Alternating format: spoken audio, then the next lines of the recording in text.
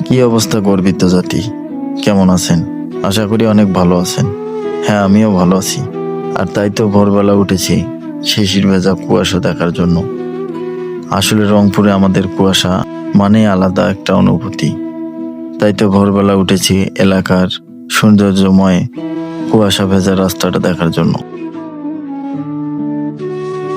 ভাবতে ভাবতে চলে যাই আমাদের এলাকায় নিরিবিলি এক মুহূর্তময় সুন্দর দোলা, যেটাকে বলা হয় হাওর।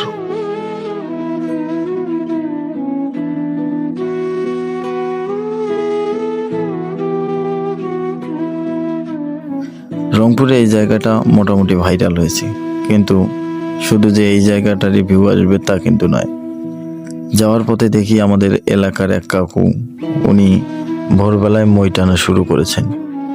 আসলে রংপুর আমাদের আবাদি একটা অঞ্চল, আর তাই তো ওনার কাজ চলছে। ওখানে বেশিক্ষণ থাকলাম না, দলার মধ্যে রওনা দিলাম। আমাদের বত্তরের হাওরের সাইডে আছে আমাদের চরণবিলের একটা দোলা। ওই দোলার মধ্যে অন্যরকম একটা অনুভূতি, যে যার মতো করে সময় পার করছে।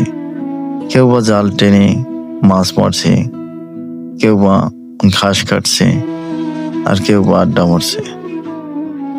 হ্যাঁ, সৌন্দর্যময় জায়গাগুলো অনেক ভালো লাগে, আর তাই তো বারবার ফাঁকা নিরিবিলি জায়গায় যাই।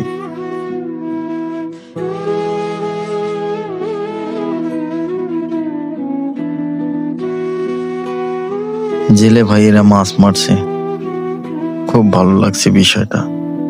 দেখার মতো একটা সময় ছিল। শুরুতেই বললাম আমি ভালো আছি, কিন্তু ভালো নেই আমার মন। আর তাই তো গাছের নিচে বসে কিছু সময় কাটাচ্ছি। কি জানি ভাবছি, নিজেও বলতে পারি না।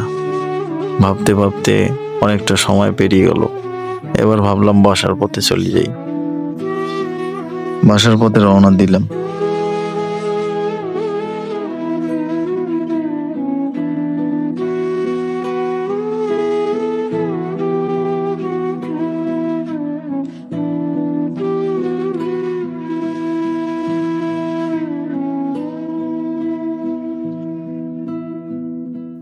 আমাদের এলাকার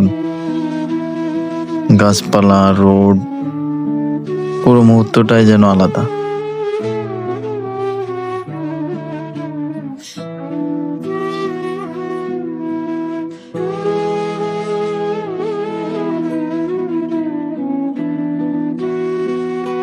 তো সবাই ভালো থাকবেন, সুস্থ থাকবেন, দোয়া করবেন আমার জন্য।